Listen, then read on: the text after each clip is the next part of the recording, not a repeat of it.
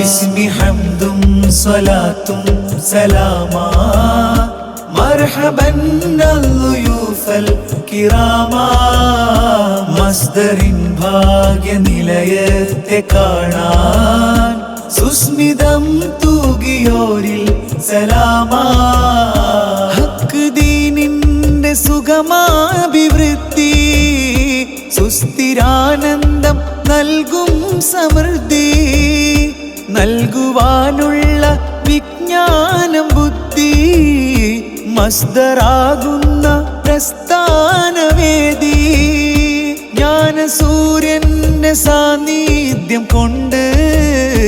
മസ്ദറെന്നും